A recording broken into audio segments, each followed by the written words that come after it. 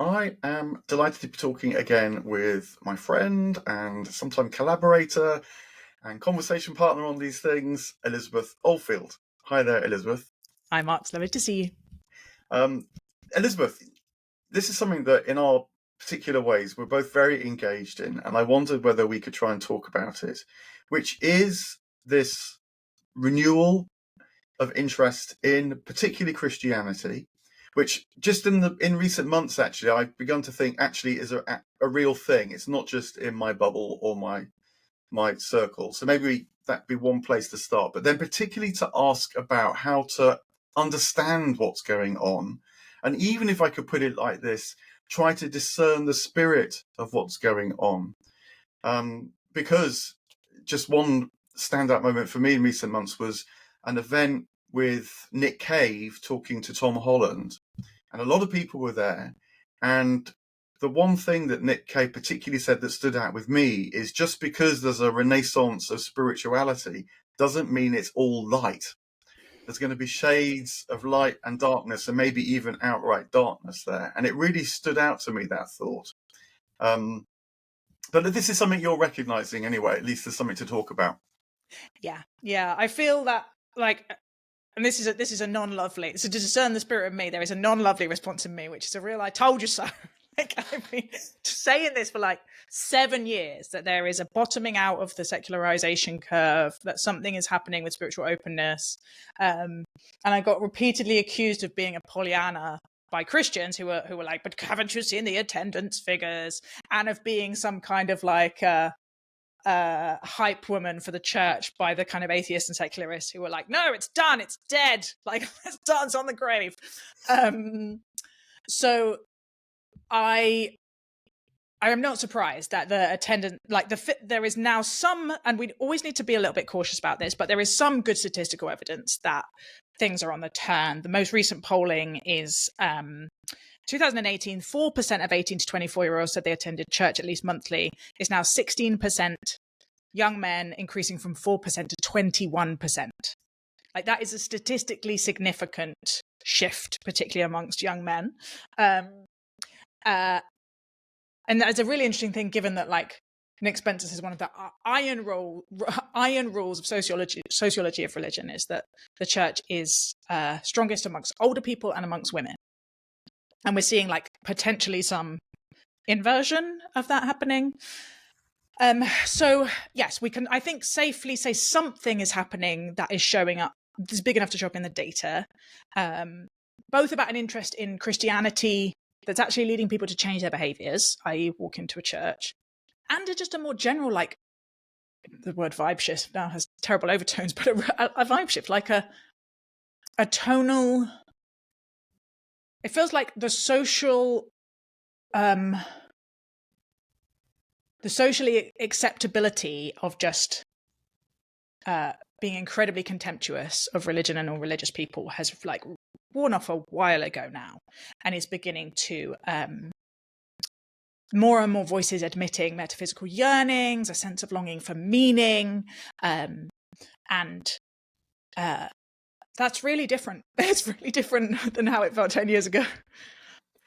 So I wanted to ask you a bit about how you have sensed this coming, even when people are saying no. I mean, a couple of things that I noticed recently that felt significant. One was I was in a couple of radio programs, sort of discussion radio programs, and I suddenly realized that of maybe the 5 people around the table, 4 had written about this, not necessarily as sort of committed Christians, but certainly as curious. Yeah. And then when I wanted to make a sort of God adjacent kind of comment, it was much easier to do so. It felt like it could just fit into the flow quite naturally. And I thought, gosh, even a year back, I certainly would have felt I've got to handle this a bit with kid gloves, sort of prep the way, give people space to stand back if they want to. But it just felt quite a lot more easy just to, what you used to call the God bomb. Yeah.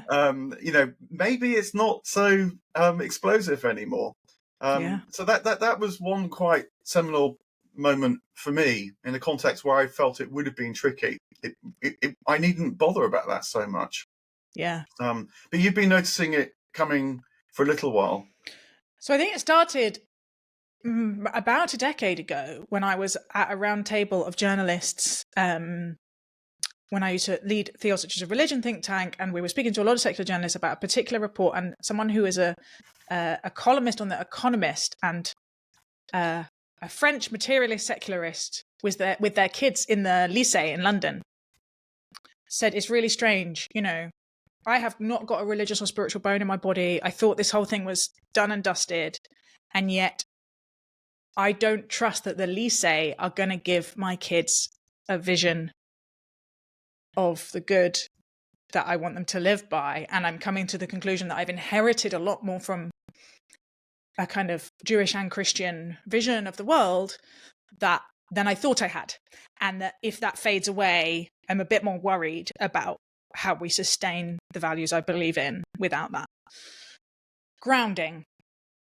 And he sort of said it to me in this very don't tell anyone I'm telling you this, which is an answer to kind of why and there will be many other people like me.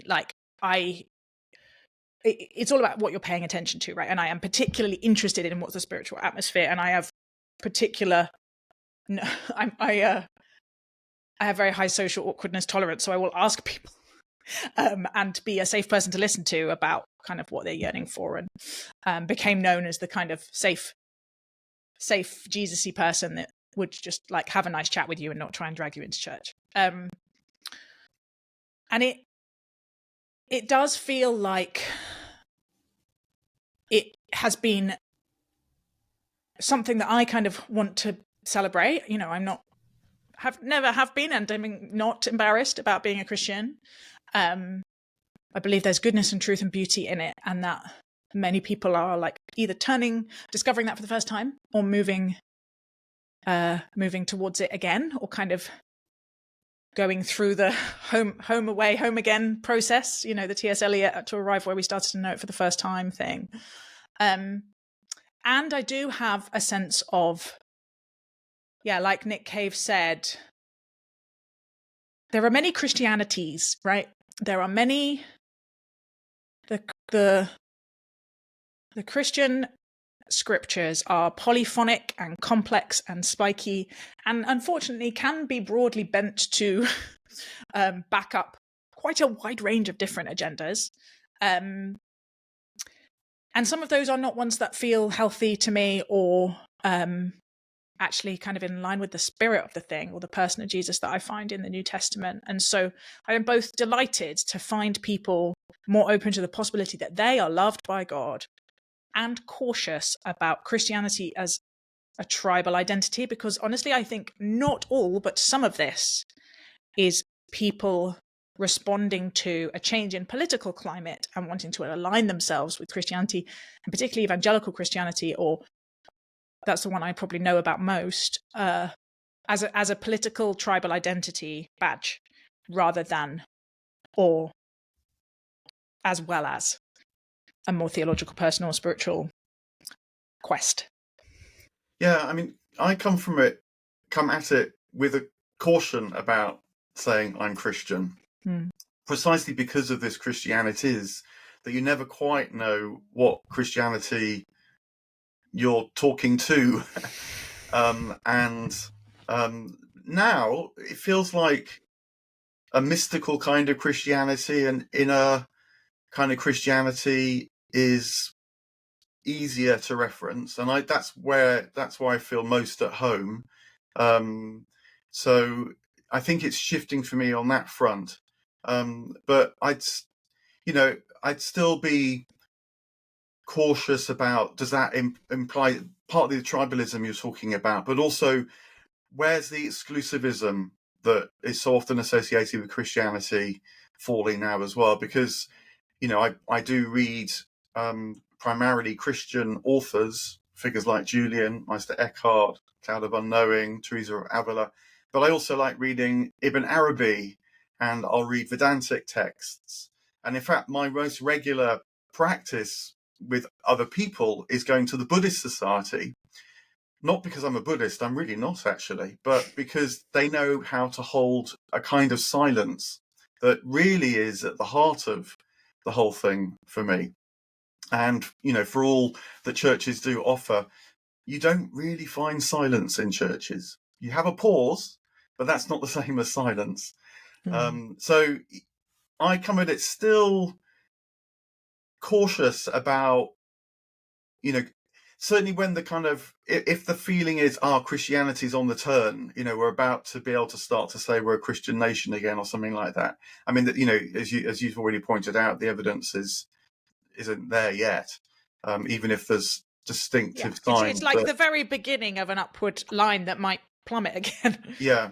But for me, it's more is in a fuzzier kind of realm about, are we discovering, say, something more about our humanity again? Put it like that our humanity has at the heart of it a soulfulness, and that soulfulness is becoming easier to try and draw in.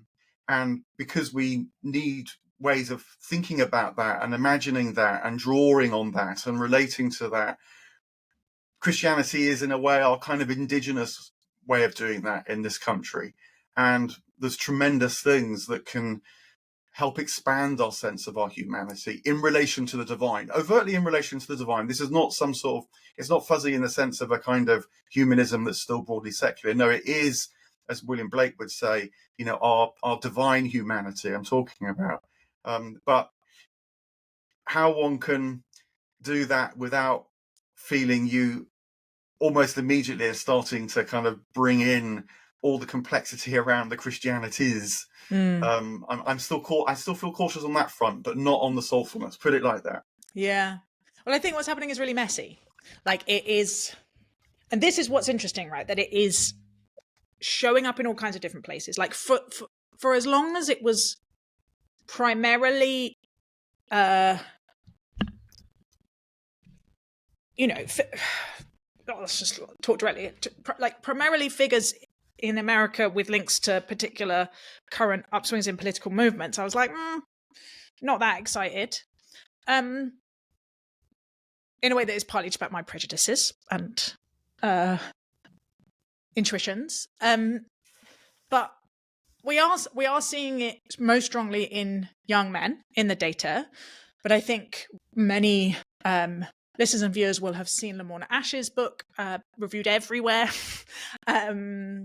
over the last few weeks. And the reasons that she got interested in what on earth was happening in churches, the reason that she spent 2 years interviewing Christians of all different stripes, the reason that I think she, and I've had a great conversation with her, and I think we need to be aware of just like letting her be on her journey and be a complicated, confused person like the rest of us, but would currently say the reason that she is sort of in church, doing the Kierkegaardian leap of faith thing of wanting to be in those communities, are very different perhaps than, the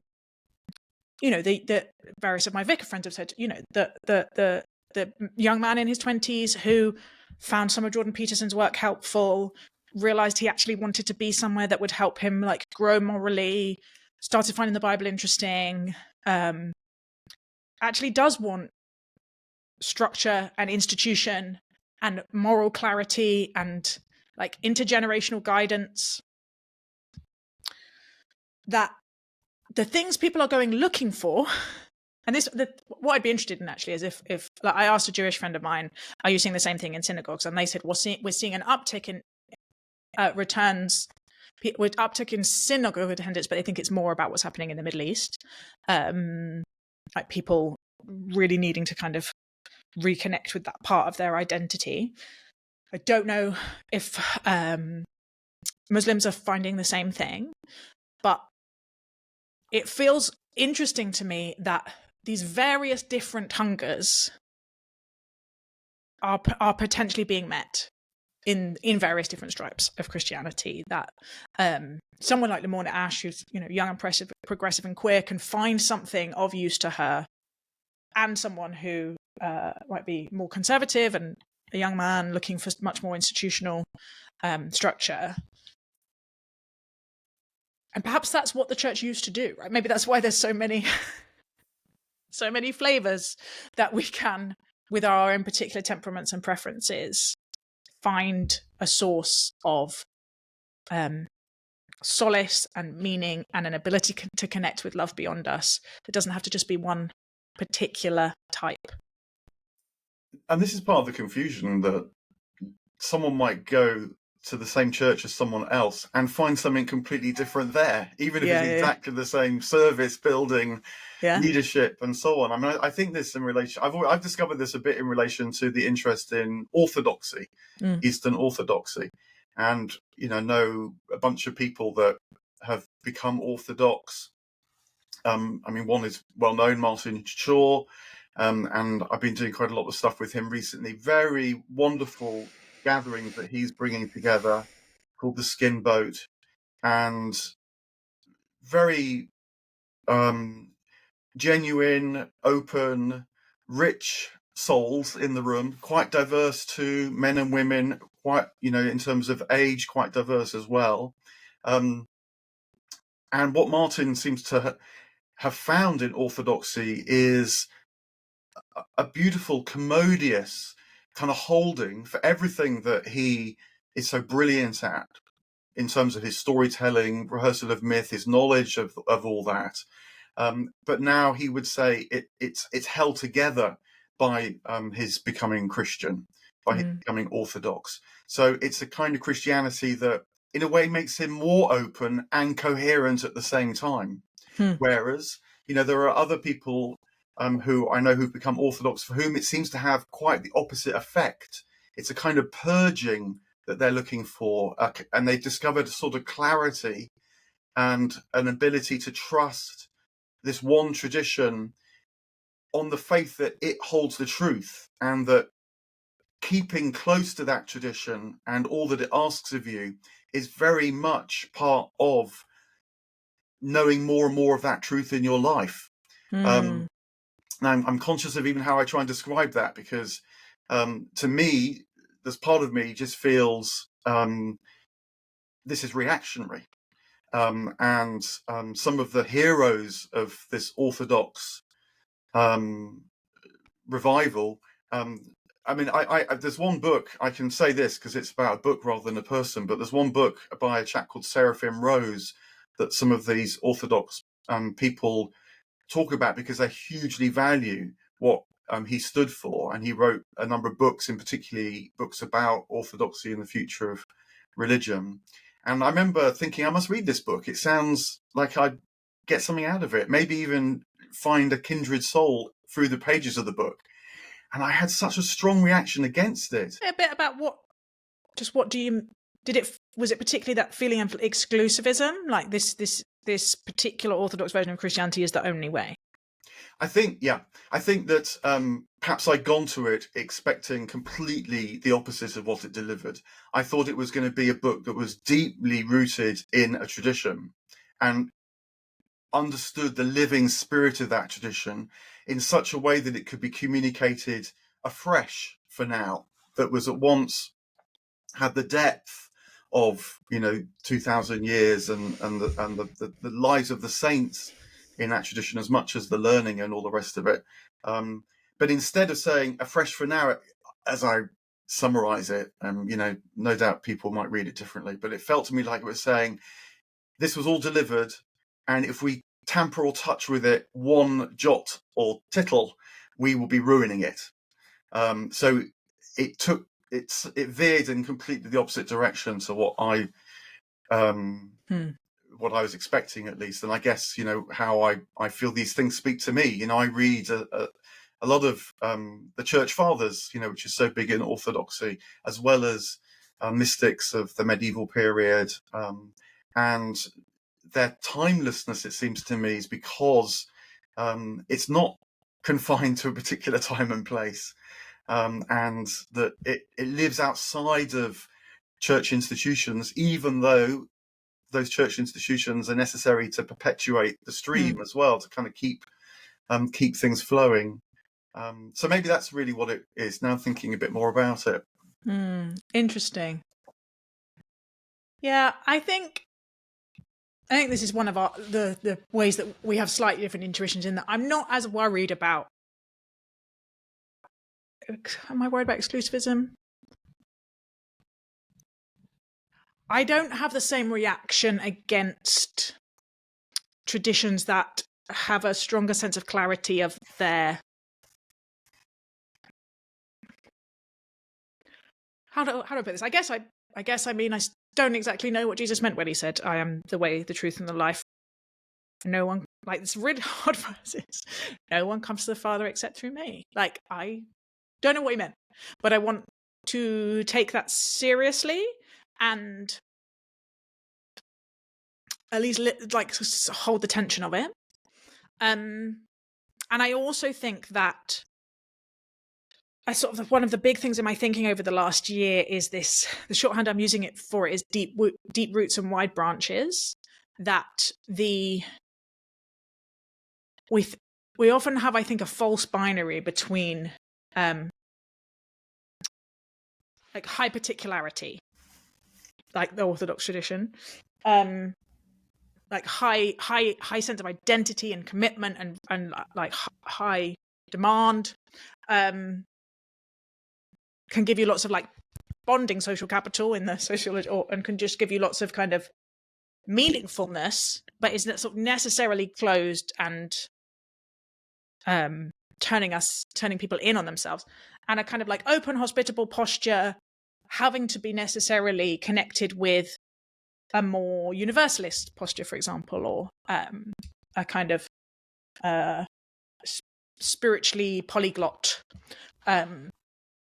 way of being in the world. And you can kind of see that binary playing out in a lot of different places. And I'm increasingly of the view that it's not necessarily true, and that actually there's a Substack post called "The Paradox of Muscular Institutions," which is really helpful, that in its healthy versions, people with very strong particularity and a sense of their own identity, their religious identity, their sense of self, what they believe, which may indeed be in conflict with what other people believe, but that the healthy versions of that can give you sort of sufficiently deep roots that you can be very hospitable and very open and very good at bridging and connecting and listening to other people.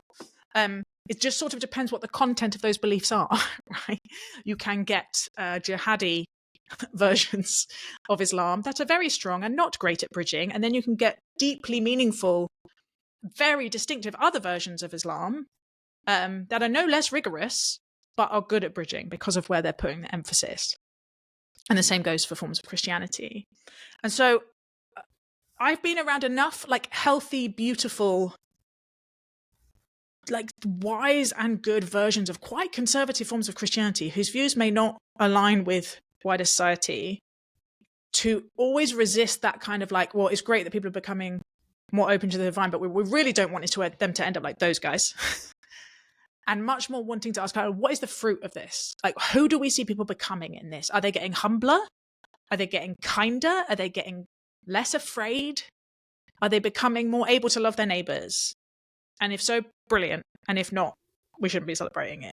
Does that make sense? It does. It completely makes sense. And, you know, the fruits of the Spirit, by their fruits you shall know them, and all that, which I basically hold to, and in the way that you've articulated it as well. But for the sake of the conversation, I'm also have become aware in recent months that you might hear one person speak that feels quite dark, actually, in terms of what it elicits in you. And yet you're also aware that even next to you in the room is going to be someone who's saying, hooray, the fruits of the Spirit are being unleashed. Yeah. And they're experiencing a kind of lightness. I mean, the person, again, she's big enough to, to withstand discussion by me, is Ayaan Hirsi Ali. And, you know, what she has been through this extraordinary personal story. And when I saw her speak, she has bodyguards, for goodness sake. You know, that is the seriousness with which she's engaging with these things. That's really important to acknowledge.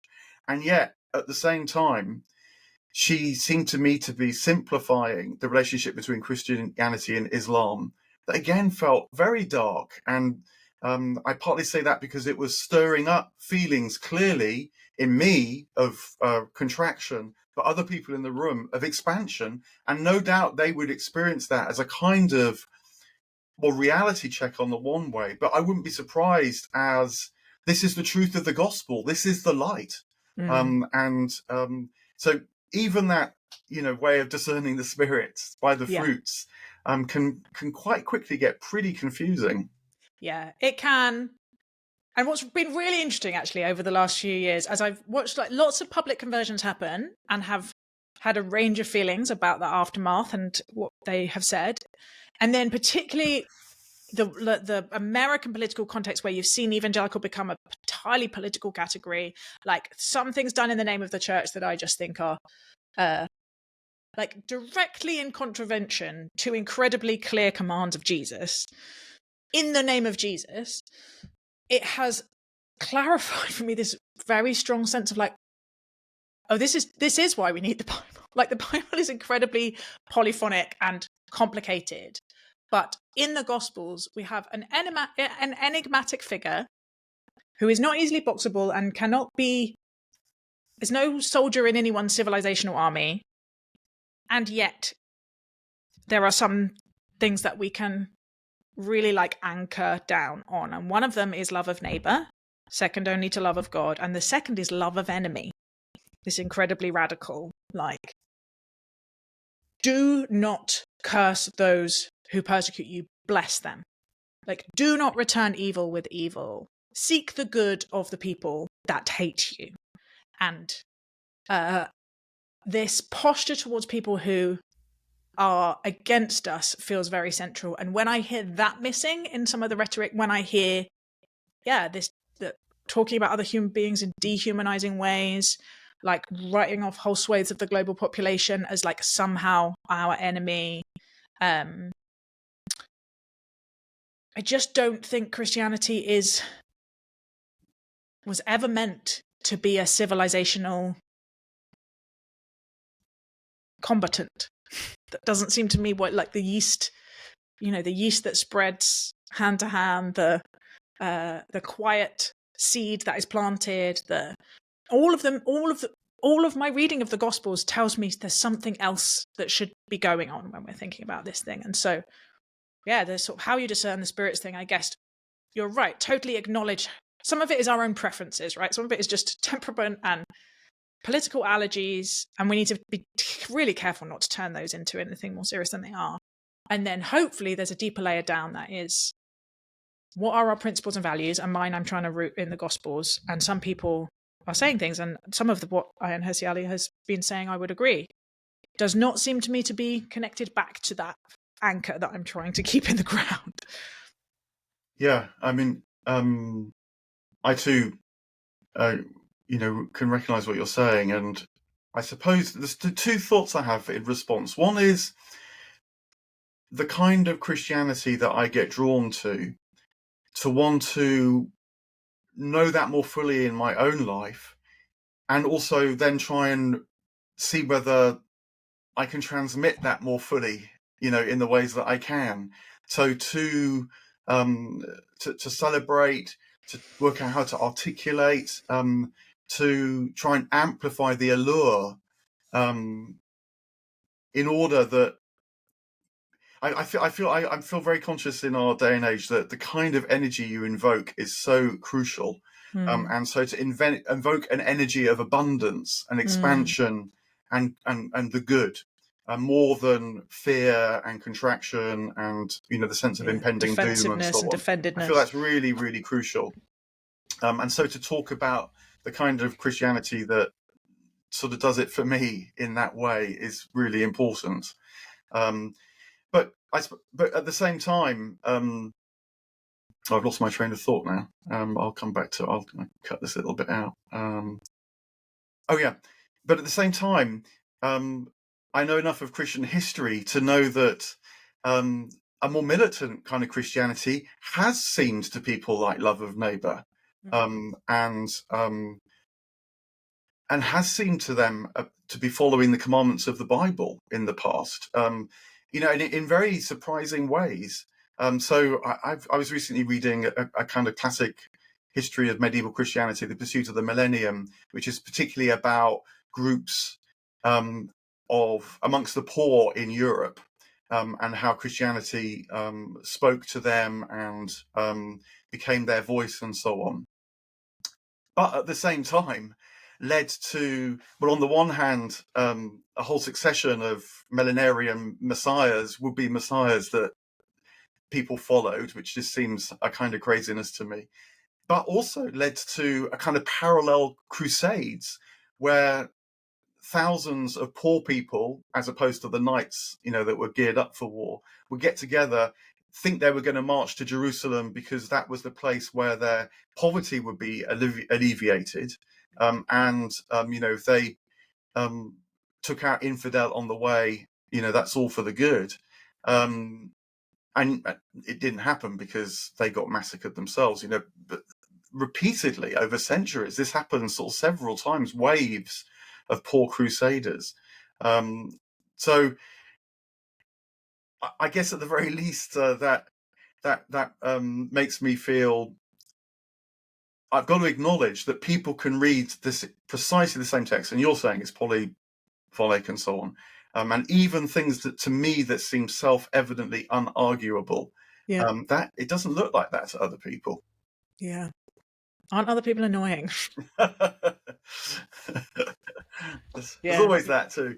Yeah, you're not wrong. And it's why I sort of, part of me wants to, part of me wants to be like, you're doing it wrong. You're not real Christians. But that's actually not my job. And it's a really humbling thing to go, all we can hope for is to keep in tune with our conscience and be self-aware enough to acknowledge our biases and tribalisms and sins in my language, and then keep going. What does this mean? What does this, if we're someone who is interested in Jesus and what he might have, what his life and death and resurrection, the testimony of this strange old thing meant, to keep asking for help to live it, and to keep going back to the source and keep getting on our knees and saying, forgive me and help me. And that repeated having to surrender the desire to be right and to tell other people that I'm right. And therefore it's tricky. Not least because sometimes I'm like, is it, I've been reading in Exodus, the calling to justice, the calling to defend the poor, the calling to rebuke the oppressor. Sometimes I'm like, I do want to say that is not, you don't get to call that Christianity. That is not. And maybe that's the kind of prophetic thing that we also need to have in the mix. But you and I are probably a bit too aware of our own mixed motives. There are a couple of things which help me as well. One is, I think Earth carries endless portals towards heaven. I don't think heaven's about to become a place on Earth. And I feel that is quite a consoling thing to remember. That sort of this side of the grave, things, as William Blake would say, constantly rise, but they constantly fall as well. And that the desire and the pursuit of justice and peace is in some ways a preparation now, rather than a project that you'd hope to see completed one day. I think that we're called to be in the world but not of the world is another biblical formula that I find very helpful, actually. And one of the best books I recently read on Christianity is called I Judge No One by David Lloyd Dusenberry, and it's subtitled The Political Life of Jesus. And it's called I Judge No One because that is one thing that Jesus says in John's Gospel, but Jesus also says, I came to judge, equally in the same Gospel even. And so he's kind of saying what's going on partly with these paradoxical, contradictory statements. And he paints a very nuanced and coherent picture that Jesus constantly stood on a kind of threshold of newness and novelty. And it might be in a parable, it might be in an interaction with someone who was turning to him, it might be his confronting the leaders of the day, particularly, say, Pilate, but seeming always to be able to find a position where he didn't just respond in a way that perpetuated what was already the case, even if it was to challenge wrong with right, but still kind of perpetuated the same basic dynamic. But to hold a stance where some new possibility might descend. So, for example, the woman caught in adultery in John 8, Jesus makes this famous remark about the one who's without sin casting the first stone. No one does it, although, of course, he could have cast the stone, because in the context of the story, he is the one without sin. But then says, neither do I judge you, go and sin no more. So he's both judged, because he has said don't sin anymore, but it's judgment so as to liberate rather than so as to condemn. And in that moment of liberation, you sense a new possibility. So he looks at Jesus's way of being in the world, that was in the world very much, but not of the world. And I found that very inspiring, actually. It's one of the best books on historical Jesus I've ever read, I think, for that very reason. So I find that sense that, things are going to rise, but they're also going to fall. And that is very much what it is to be on planet Earth. I find that kind of consoling. Yeah. Yeah. And the other thing is I do also, partly relatedly, have a sense of things unfolding across Christian history. I think things have changed very profoundly in terms of our perception of who we are, about the relationship with God. I mean, I think you even get this with words like justice, actually. I think probably in the Hebrew Bible, mid part of the first millennium BC, justice meant something more about a kind of harmonious society, each having their place, but also in their place and supported across a harmonious society. Whereas, of course, now we're much more driven by a notion of justice, which enables people to move across society, to have that mobility. And we see that as much a part of justice. But, whatever the particularities of that, the sense that something is unfolding and it's future orientated. There's a big reason for me that Christianity is so interested in the eschatological, for all that I think it's made lots of mistakes about what that might actually mean. But nonetheless, there's definitely a pull to the future and the realization of something in the future that it's not just there's a formula, there's a kind of delivered package of truth that texts like the Bible attest to. It's rather they're channels for a living spirit that's continually unfolding something and taking us in and not just new ethical directions. That's sometimes the way it's reduced, but the richest ontological sense of what, again, it means to be human in relation to the divine. Yeah. Yes, I think that is, for people who are kind of wondering if they're interested or not, that kind of, I think that's what Lamorna writes about so beautifully in her book, this sense of like a provocation. And Christian Wyman is amazing on this as well. A provocation about what, like, spaces and stories that allow us to acknowledge that there's a sort of deep longing to know what it means to be fully human, right? To be really living. Jesus says, "I came to bring life, and life in all its fullness." What does that mean? That when actually it feels like we're drawn to systems and structures that will mean we don't have to live in the tension of that and in the vulnerability of it and the paradox of it, and someone will just give us the answers, and then we can know who's in and who's out, who's right and who's wrong. A system, basically, a kind of system to live by. Then there's not that much to be excited about. I think people recovering it, but I actually don't think you can be around this stuff for that long without it breaking the boundaries of that. The strangeness and the wildness of this figure and these stories and this tradition that's been handed down for 2 centuries isn't tameable, and the repeated attempts to tame it tend to go badly wrong. So yeah, there's a new Mumford and Sons album out, which someone said you should listen to. It's not quite what you think, and it's partly just fun musically because they're going through a tour of like all these Americana genres, and there's one that's like super Eaglesy, and I have a deep nostalgic love of the Eagles. But it's beautiful because he's had one of these kind of like public reconnections with his faith, Marcus Mumford. And there's a line there's a repeated line that says, "There is life in the ground beneath your feet. There is life in the ground beneath your feet." And then right at the end it says, "There is Christ in the ground beneath your feet." There's something about that I love. the kind of like in the soil, in the cells, in the air. And the idea that Christ and life could be a synonym, that they could be intrinsically tied to each other, I am drawn to. Yeah, and the life in all its fullness.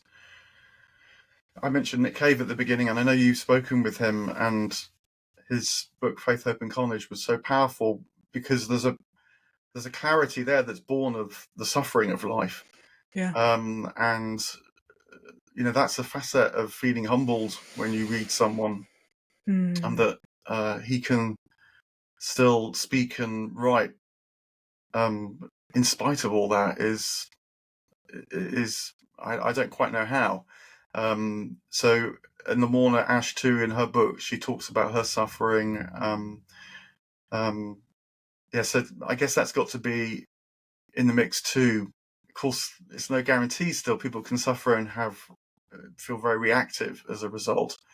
But somehow, when you sense someone that is speaking, because they've discovered something more of their humanity they never even knew was there through this awful process, experience, I find that very powerful. That expression, life in all its fullness. It's a bit like the Lord's Prayer: "Thy will be done, thy kingdom come, thy will be done." Like for me, that's almost a daily gauge of quite how much I'm feeling. I can really submit to this. And do I really want to pray that? Isn't it better to at least hold on to a little sense that I might be in control in some measure? So these kind of little inner discernments, like you're saying, are really valuable. Yeah. Well, look, thank you for airing these things once again. I look forward to speaking next time. Yeah. I mean, you reference life and being fully alive, which you, of course, have written about in your own book, just out in paperback as well as we speak. Smart. Yeah. And I look forward to getting to talk to people about these kind of themes at the Realization Festival in a space that I hope feels just really open and comfortable with complexity and critique and all the different spirits that may be at work in this moment. It's one of the things I love about Realization is we can come from really different metaphysical perspectives, political leanings, and come together with a kind of curiosity and an openness to learn together. So I hope to get to speak to many realizers at the festival about some of these themes. It will be a lovely gathering.